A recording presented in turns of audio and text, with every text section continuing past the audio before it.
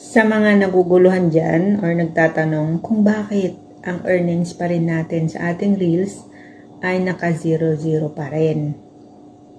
Ito yung posibleng dahilan kung bakit 0.00 pa rin ang ating earnings sa ating Reels. Ang dahilan dyan, mayroon kasi tayong minimit na requirements para bigyan niya tayo ng earnings sa ating Reels content. Dapat ma-meet natin yung requirements na yon para magkaroon tayo ng 0.001 na earnings sa Reels. Kung hindi natin ito ma-meet, hanggang 0.0 lang muna tayo ng earnings.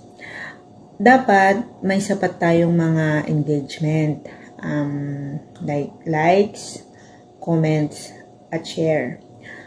Kung hindi pa nare-reach yung kailangan nating i-meet na requirements ng views, reactions, comments, and shares, hindi talaga magigain ng earnings ang ating Reels. Kailangan kasi, dito kasi sa bagong content monetization program ni Facebook, nagbabase siya sa dami ng click or sa yung sinasabing views, likes, comments, and shares, kung gaano karami. Ang pagkakasabi sa akin ng kaibigan kong si AI, every 1,000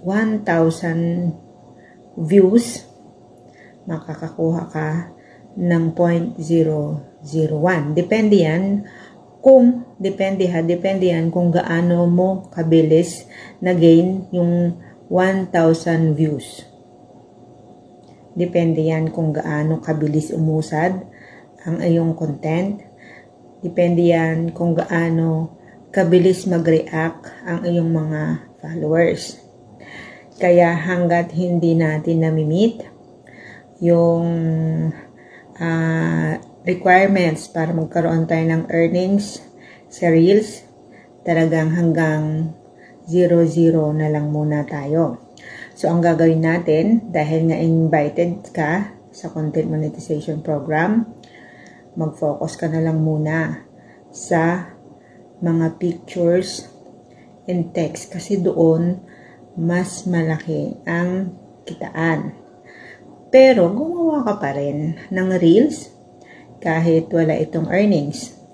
Malay mo, mapansin ka ni algorithm, mapansin ni algo ang iyong Reels at ipakalat niya ito sa wider audience. So, yun ang dahilan kung bakit hanggang ngayon 0-0 pa rin ang ating earnings sa ating Reels content kasi nga hindi mo pa nami-meet yung requirements para bigyan kanya ng earnings. Kailangan may sapat kang views, reactions, shares at comment. Ngayon, mag-focus ka na lang muna kung saan mas malaki ang earnings mo. Pero, content ka pa rin ng Reels at long-form video. Sikapin mong gawin yan araw-araw para mapansin ka ng algorithm.